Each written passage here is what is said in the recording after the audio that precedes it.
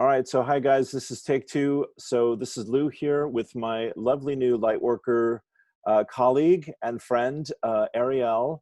And Arielle is going to tell you about her great gifts and skills. I had the pleasure of connecting with her a couple months ago. Was it that long? At the Unify World Week, which I said before, and I'm happy to say again, was one of the most amazing Lightworker connection, conscious connection I've ever seen on Zoom. And Arielle was a brilliant part of it. I was very impressed and inspired by this bright young lady, and I thought I'd like to get to know this person. So here we are. Thank you. You're welcome. Thank you for the introduction. Sure. It's a pleasure to be here and to continue expanding networks and relationships and getting the word out of who I am and what I hope to channel into the world. So I'm just grateful for the opportunity. You're doing it, kid. Let me tell you, you're blazing a trail. You know, I was Arielle managed to keep 90 of us. That's 90 in order on this massive Zoom call, and then we would break up into subgroups, and I had some wonderful connections with that group as well. So Arielle, tell the folks a little bit about yourself, and then I can't wait to get to 2012 and your awakening and all that. Yeah. So my mission is to help create transformation in the world, and I facilitate groups and I help create shifts in consciousness and behavior, mindset, even tangible things like strategy and like what are we going to do differently. I serve as the facilitator for groups who want to go through some sort of transformational process or journey. Right. And open space technology, so that when you referred to the 90-person Zoom call during World Unity Week, that is one type of, it's called a large group intervention. And it's a tool and it's a process to help convene large groups of people. And open space in tech in particular is designed to be very flexible and emergent. There's not a lot of rules. And so what we did at World Unity Week was anybody could come and host a session. So we had people signing up from all around the world on a wider range of topics, and they would bring their topic to the open space session, and then people would break out and be empowered to just take the conversations where they wanted to take them. And so that's just one form of facilitation and one way that like I show up in my work.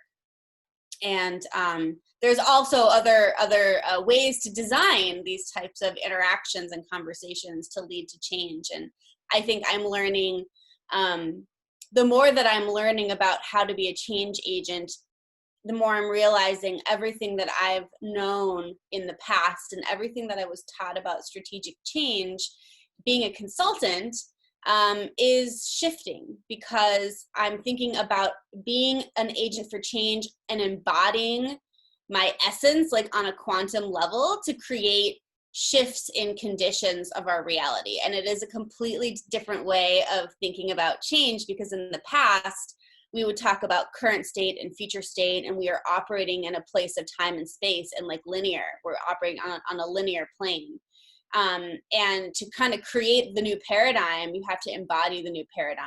And so I'm currently going through a shift in my consulting practice of like, how do I best design for transformation, using myself as an instrument of change, and really like connecting to other people on a conscious, like on their level of consciousness, to create those like ripple effects and new paradigm shifts, because the complexity that we are stepping into is unprecedented.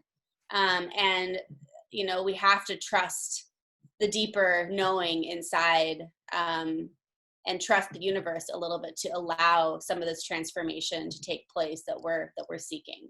So that's a little like flavor of all the things that I am passionate about, and a little bit about my work. Fantastic. God, absolutely stunning, my friend. Well, I see, you know, just so many possibilities here. you know, into the future in terms of your skills and your passion and your experience. So I'm just hugely grateful for your clarity and you know, uh, how you're able to hold this very deep space of service and dancing with all the technology and the energies of people, you know, and truly to be, as you said, it's trust is to me always, you know, the essential quality. I mean, we trusted the energetic connections that led us to this conversation, you and I, you know, and so we're very intuitive, and we practice that those gifts and those skills every day of our life. Um, and then you've got all the technology and all the you know, the experience of being a facilitator, you know, really under your belt, and that's a lot for someone, I would say, of your tender years, you know, that you're able to hold that space with such confidence, and you really know what you're doing. So I mean, this is you wear a lot of hats, my friend. You got a lot of skills going on there, which is great to see. Yeah, I Yeah. definitely have felt in the last 10 years, two, like the two sides of myself are finally becoming integrated. But it's, you know, I went into the corporate world right out of undergraduate, and I worked at Target as a manager for 10 months. And learned all about leadership and running a big retail store, and then went into the insurance world and consulted internally as a consultant, usually doing some sort of like leadership and culture work. I did that for 7 or 8 years, and then I shifted to do external consulting in Seattle and worked with some big clients. And so I had this like one type of like professional corporate experience where I would like go to work every day and show up and do my job and learn, right? Learn the tools and learn my trade and grow in that way. And then on the weekends, I had like the whole spiritual side of myself, and so those sides didn't mix very well at all in terms of like who I was hanging out with and how I was embodying that at the time. Sure. And so starting in 2012, was my spiritual awakening. And that completely shifted what I did on the weekends, who I hung out with, Yeah. how I was growing internally. And Yeah. I've been fostering that over the last 8 years as well. Sure. And I finally feel like in 2019, 2020, my skills are, I'm able to like bring all of these professional skills, and take them with me into more conscious and purposeful areas to work, where I'm like wanting to work in a places that are ready to shift into a new paradigm. I've kind of like left the old paradigm behind, and I'm honoring it for what it's taught me, but it's almost like a choice of where do I want to put my energy and my time. And so now I'm seeing being able to like bring these skills and integrate them into new surroundings with new topics and new conversations. And for me, it's just so much more fulfilling and enriching and more integrative as of my being to feel more whole. Sure, hon, sure. Well, I do definitely want to hear about your spiritual awakening, because that's where I hang out. But if people were to be thinking of you as someone that could help them build their business, or you know, the kinds of things, what do people tend to come to you for at this point in your work with the world?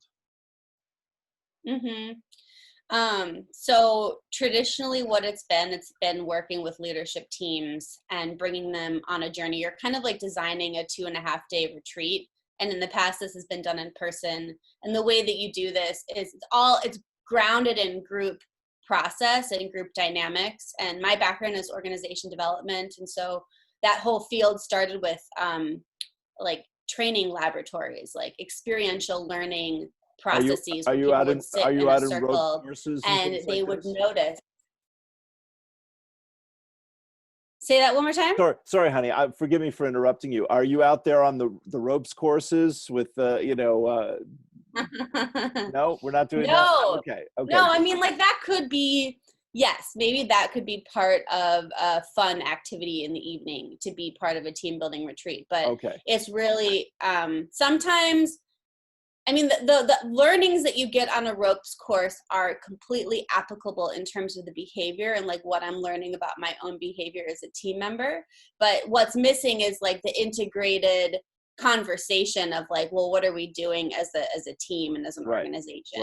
Right. And so I help to try to design those conversations and position those conversations to be had in a very safe, intentional way, where people become, because of what happens. So this all starts with like the group and the unit of the group level of system, and how people are engaging with one another in that group and learning about themselves and their own patterns of behavior, because they get reflected back at them in a group setting, or group patterns of behavior emerge at the group level, and groups and teams become aware of cycles that they go through in terms of like how they're talking to each other and what decisions are they making. And so it's all based in embodied presence and of what you're feeling in your body and what the energy is in the room. And you can, if you design these things well, you can create a transformational shift in terms of how this group functions and works together. And when you're really purposeful with your intentions and outcomes, you at a cosmic level are manifesting the type of like experience and the type of breakthrough that you want as a group. And so part of what I do is working with teams and like building a team. And that's at the smallest unit of what I do. The largest unit of what I do is facilitating a similar process with hundreds of people. And that's called a large group intervention. And whole system transformation is this like family legacy that I have been handed from my father. And so I'm uniquely situated in the sense that like I'm kind of living into my parents. I'm following my parents' footsteps. And I have this change process. And that's about like getting 200 to 300 people in a conference room at a time and bringing them through a transformational journey. And that is what I talked about at World Unity Week. There's an hour-long presentation on whole system transformation that goes into depth of what this is. And then and this is where it gets more complex. Like where I'm heading now is around networks and strengthening and empowering networks for transformation. And so what we're learning is that like the change that we're facing now is boundaryless, in the sense of we can't just like change our organizations and only be focused on our organizations. Like our systems are so interconnected with each other. And when we think about issues like climate change, that spans every business, every system. And so how do we start connecting with each other outside of our individual organizations and come to the table and find the strength in the collective impact and the collective conversation, and starting to like understand systems and the interrelatedness of them. And so there's so many more challenges. And so this would look like trying to bring leaders together from different sectors and trying to bring them through a strategic change process and try to get them to embody a new paradigm through their essence and through their being that helps shift us on a quantum level. And so that's where I am right now. It's like I'm trying to go into this space, and it's tricky because people are rewarded by the people they work for, right? And so what's the incentive? And people are overworked too. And so what's the incentive to step away from their own system and step in and commit to a larger system and play at a broader level and across sectors? Just also when there's so many polarizing factors at play these days, it's harder to unite. And so you can think of my work from like the smallest unit to the largest unit, and I tend to gravitate over here. And so because that's what I feel like my impact is going to be. It's going to be the person behind the scenes that's helping to bring these people together, helping to position the conversations, helping to hold the space, helping to facilitate that process. Cool. And do it virtually. Right. Yeah. In case it wasn't already interesting enough. Now just do it all online with the power of your charm and your wit and your all your spirit. Well, bless you. Yeah. I mean, one of the things, so I've been channeling, for like 20 something years, nearly 30 years of studies and whatnot and experience. And I was mentioning, my awakening in general terms. I do want to hear about yours if you'd like to share that. I just want to give you the quote from my guides is that the future of humanity is in enlightened group consciousness. And that's what I feel like you're describing and what we're talking about, which is, this whole, I mean, I've done zillions of workshops, giving and receiving. And, over and over again, we come up against the family programming, the tribal programming, the dynamics that we're all working through and carrying, and where we're healed and where we're unhealed, and these kinds of things, in a healing environment or in a spiritual setting, etc. And it is really cutting edge what you're talking about, Arielle. And the fact that you've kind of inherited this mantle from your dad is very interesting. But yeah, would you like to tell us how your spiritual awakening unfolded and how that's kind of impacting your life and your work? Because we got into that when I said my Facebook page is Lightheart 2012, and you said 2012. That was my spiritual awakening. I'm like, okay. Yeah. And it wasn't just 2012, it was December 21st, 2012 in outside of Chichen Itza. Outside of where? Chichen Itza. Yes, ma'am. So, yeah, in Mayan country. Right. Sure. Well, that's as Mayan as it gets. Exactly. Okay. Yeah. Did you ever hear of the book The Mayan Factor by Jose Arguelles? Okay. Well, see, this is why you and I are catching up, sister, because we have a few things to share with each other. Because that's my thing started when in the harmonic convergence. My awakening was during the harmonic convergence, which was the beginning of that 25-year period that ended in December 21st, 2012. And mine was in Los Angeles, but I had a Kundalini awakening during meditation around that time. And that's when I first started connecting with Lazarus and different spirit teachers through other channels. So that was the before and after moment of my life. But let me hear your story. That's fascinating. I love that. Thank you. Yeah. So a big part of all the work that I do is also dependent upon the health of my spirit and honoring my own energy boundaries, honoring my own healing that I'm still processing and still healing. Sure. And so it's a balance of like holding this container and having like a great hope and vision for the world, and also like realizing like I'm still doing surgery on myself. Sure. And that's so it's all, and sometimes I want to just go do the work because I have this anxiety deep down of like it's just more drive. I think I'm a Aries. I'm a double Aries. And so I'm pretty fiery and I like to do and move things. And I can get in the habit of burning myself out. And so this other piece here of like honoring my own healing journey is what I'm holding in all of this as well, because it's not over. Like it all started when my mother said she wanted to move to Tulum.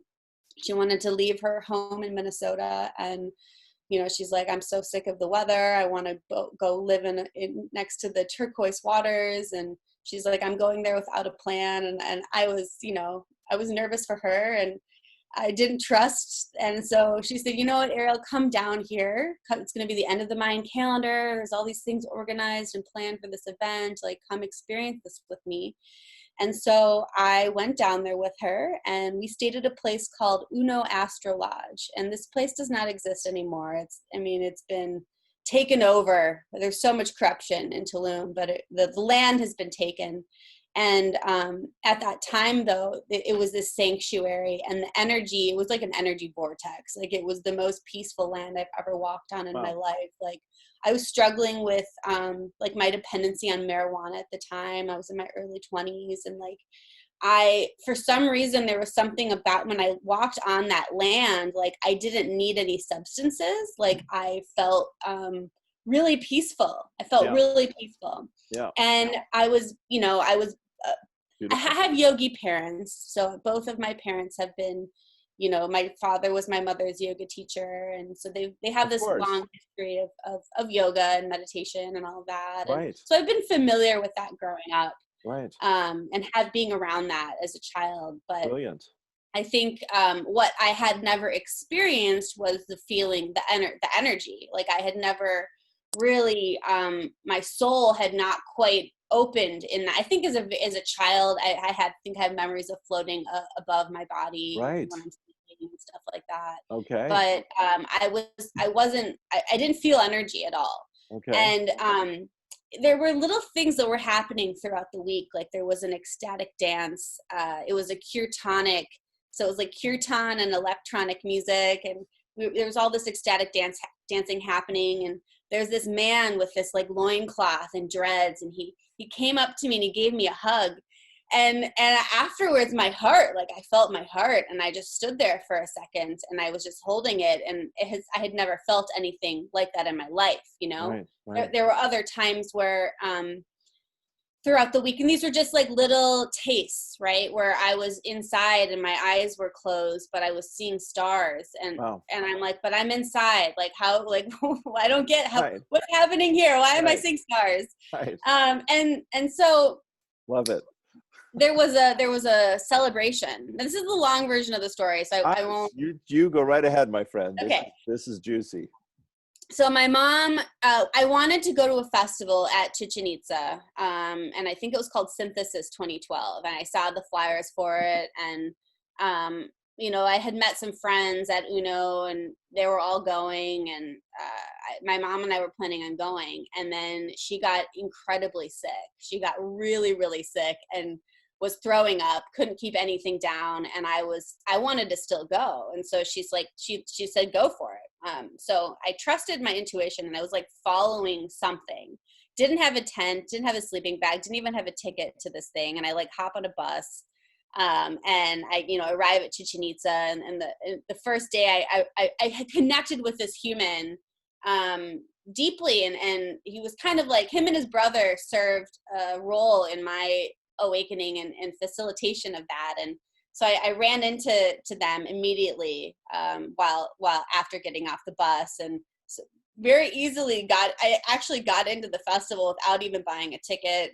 So it was just like all meant to be. Sure. And it was the first, and we did a ceremony. We did like a very intentional ceremony, like sitting around an altar before the evening. And it was the first time I had ever really done that. And we were dancing, and I just remember experiencing like these feelings of knowing, of like choosing my parents, Wow. knowing like what I was here to do, and what I thought I was here to do was the right thing. Like just this feeling of like alignment, this feeling of like being held with the stars. And I had a purse, and I took my purse and I put it down. And it had all of my stuff in it. And it was around like 4 or 5 in the morning after like dancing. And I remember I was like going through my own internal process of like dancing with this music, and holding myself and having other people come and hold me. And around like 4 or 5 in the morning, I turned around and my purse is gone. And my purse had like my brand new iPhone 5 or iPhone 6 at the time. And I remember all the pictures that I had taken for social media, and my money, my ID, like who I think I am in the world, like where I live, my picture, my name. And all of it was gone, and it brought me down really quickly. I was like kind of riding this natural high, and I got concerned about it. And my friend David, his brother Gabriel, he was like, Arielle, do you have your passport? I'm like, my passport's back in Tulum. And he's like, you don't need any. He just looked at me and he's like, you don't need any of these things. Wow. And it took me like, maybe 10, 15 seconds, but then I like let it go. I actually like shed it and like let go of that ego of like, who I think I am. What am I trying to prove with some of these pictures on Instagram and this new phone, and it was the most freeing thing that had ever happened to me. And I just got this like wave of like peace and happiness and joy, and like my heart was opening up for the first time in my life. Beautiful. Because I came from a place of my head, right? Sure. I've always been in my head. I had never really fully been in my heart. Sure. And all of us. Following that energy, I started feeling energy, and I can channel energy now. Right. And that was something that I never had really experienced before. Right. So tears. Yeah. Tears. Oh, yeah. Tears. Yes. Brilliant. I mean, I totally relate. Fantastic. And this is, it's very elegant, that all this came together, that came together. You were in this state, then this happened, and then you were given this opportunity, and you said, yeah, I surrender to it, and kaboom, then there's this huge emotional release, and your heart opens up, and then suddenly you're feeling energy in a deeper and more powerful way than ever before. That's fantastic. Yeah. It takes courage to trust. It takes courage to let go and surrender, of course. Yeah, and it changed my life. I mean, I came back from the festival, and my mom was like, "Who are you?" Right. I was just like falling on the floor and kneeling and crying and looking into people's eyes. And after looking into people's eyes, like it really like impacting me, because I'm like, so I was just like more connected to source or something. And so in the eyes of the soul. Sure. Yeah. And so, yeah, it shifted a lot of like, I found Bodhi Spiritual Center in Chicago. That was, and I found like the oneness, there was like these oneness meditations where you would meditate and people would come and like put energy around your crown chakra. And I got into, ecstatic dance and kirtan. And then it redirected my trajectory, even socially, for the next 8 years. And yeah. Sure. Brilliant. Well, just this is great, sweetheart. I mean, it's just honestly, Arielle, it's just fantastic to hear you share your own story of awakening. I mean, people that follow me have heard mine a dozen times, but it always has these themes, you see. There are these essential qualities of faith and trust and surrender and getting out of our heads, getting out of our way, letting go, and then just a huge emotional, life-changing release. My paradox is we don't know how much we're holding on to until we let it go. Mm-hmm. And like I was saying, most of the world is in their heads. And that's why, one of my favorite quotes from my guides is, they say, the heart knows what the mind struggles to believe, And so that's what we learn as mystics and, channels of these energies is your heart is the master, your mind is the servant. Mm-hmm. And the feminine is the heart, the masculine is the mind, the spirit is the inner, which is infinite and absolute. The masculine is the outer, which is temporary and subjective, and all these archetypal ways to understand the energies. And but once you have that shift, you do start living from the inside out and not any longer just from the outside in. And that's absolutely brilliant. Mm-hmm. Yeah. Groovy.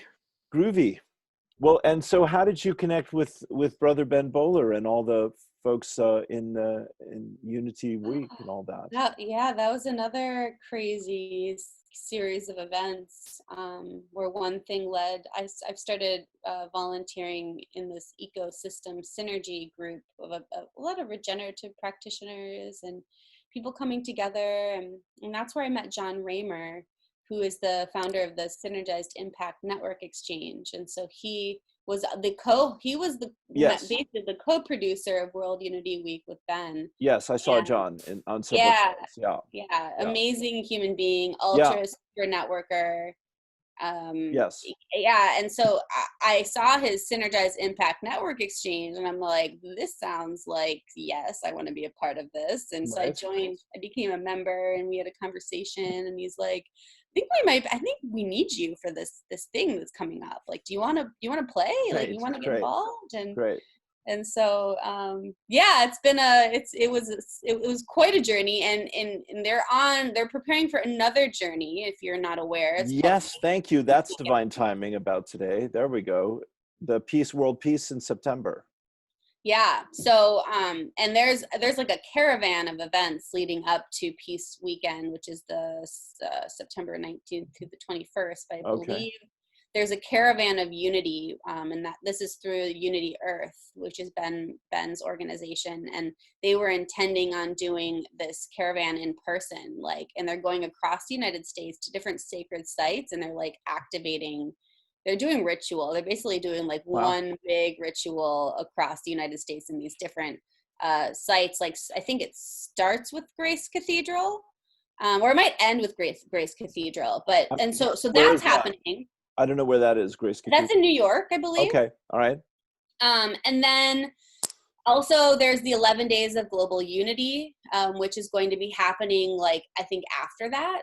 Okay. And that's Rick Althik, who's Okay. leading that, who's Okay. another participant in the World Unity Week. And then Okay. and then there's the Yes. Up Convergence. So this is the Unity and Peace Convergence, and there's an 8-day convergence of a similar to World Unity Week. That World Unity Week had multiple convergence rooms with stewards and hosts and open space room. They're doing a similar structure for 8 days so that anybody can come host a session. They're looking for volunteers. They're looking for stewards who want to help host some of these Zoom rooms, who want to help. I'm going to try to train some people for open space. So if there's people that want to do what I did and want to learn that process, we're really looking for people and bodies to hold the container. Because it's like, Okay. you can't design, you don't want to design something that you can't hold. And That's right. so in order to hold something of such complexity and scale, we need the people to nurture it. And so Cool. that's happening for 8 days. Right. And then it's Peace Weekend for the last 3 days. So it is a slew of different things to be aware of and engage where it feels good over the next month. Brilliant. Well, yes. I mean, honestly, darling, this just feels like really cosmic divine timing that we're having our little chat here at long last today, after we both had to overcome several hurdles to get here. Yeah, to let people know about that. So maybe you could send us, you could send me the links, and I could put that in the notes here with the Zoom, with the YouTube, Yeah, if that's handy. absolutely. Brilliant. Absolutely. If you Okay. look at Peace Weekend, that is Hmm. the platform that they'll Okay. be using Okay. to sign up and to view the recordings and everything. Okay. Peace But weekend. I'll send it to you also. You Thank can you. formally type it out in the recap. Thank you. Thank you. Okay. Well, that's like a high note there. Anything else you want to share with us as we come down the home stretch, my new friend Arielle? No, I think I'm just continuing to seek an expanded network of other change agents who are passionate about shifting our systems. And so check me out. Like, I'm a conscious transformation agent. So that's my website. Right. And there are specifically the whole system transformation presentation. Like, if this type of stuff intrigues you, check out that talk. You'll learn more about Sure. it. If Sure. you see a fit if you're a leader and you have an organization, or you are championing change in your community and you'd like to connect with me, please reach out. My email is arielle@consciousta.com. Okay. And I'll provide all of this in email form as well. Brilliant. Brilliant. Thank you, honey. Thank you. Yes. Well, I'm sure this is the first of many little cosmic connections that we might have here, because we do have a whole bunch of things in common. And I'm really grateful for your time and your energy and your consciousness. And I'm delighted to have another new friend on the light train here that we're all riding these days. Yeah, the peace train. Absolutely. Yeah, Absolutely. brilliant. Yeah, thank you so much. It's an honor that you reached out and were willing to host me. So thank you. Anytime, anytime. So we'll leave it there for right now, and we'll give people your information, and we'll get everyone excited about these upcoming events, especially the Peace Weekend. That's divine timing. So thank you so much, honey. Thanks a million. Thank you. Okay, I'll leave you there and have a great day in Seattle. Much love, and I'll talk to you again soon. Okay. Okay, sounds good. Reach out at any time. Okay, darling. Thanks a million. Cheers. Bye. Bye for now.